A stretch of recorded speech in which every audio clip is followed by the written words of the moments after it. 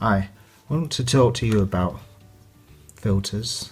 This one is a ND8 filter, stops light by 3 stops, and for it to fit to my zoom lens, which is a 37mm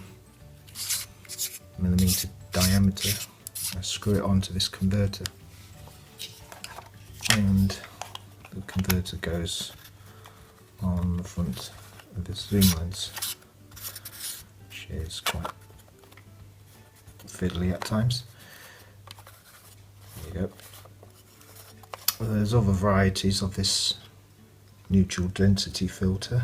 There's an ND16 and 32, and I think 64. All of these are basically sunglasses for your camera. When the light goes in, it usually stops red, green, blue light and reduces it to a point where it's manageable.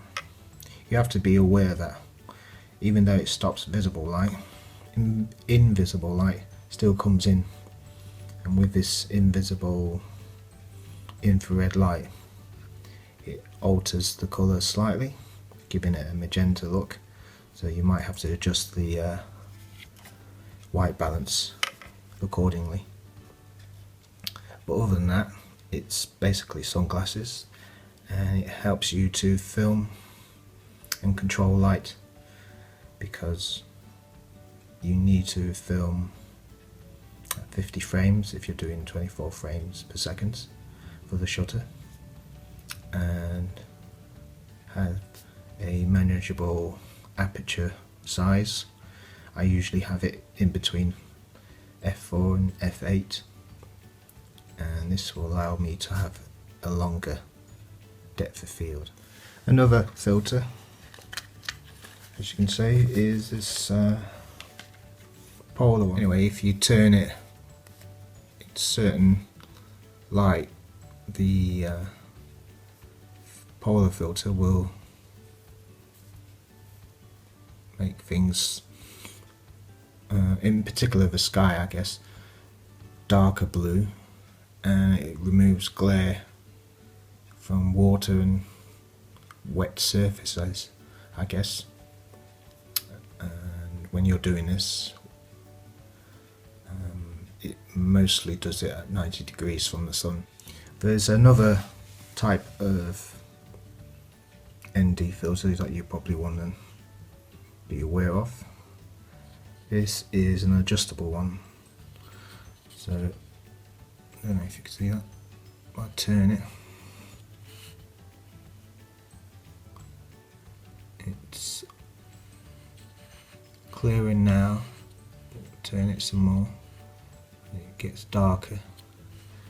The trick is not to turn it fully, because you'll get dark spots and light spots in the shape of a cross, I guess, just to have it midway in the scale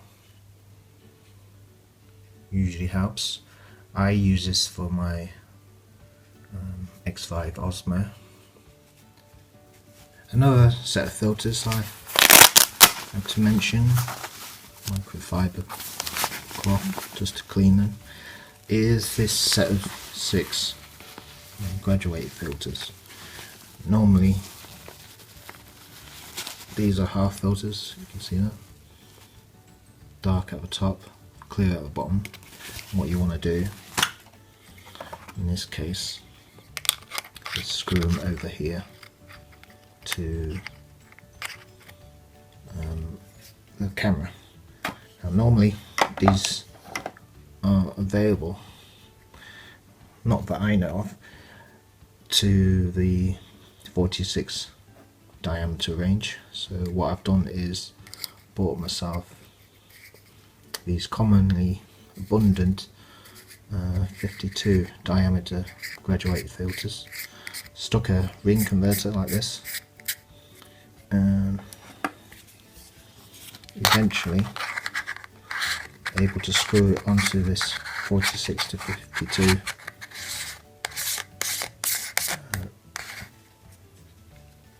diameter ring, and if you see that, I don't know if you can see that, halfway I can basically match it up with the axles of this camera.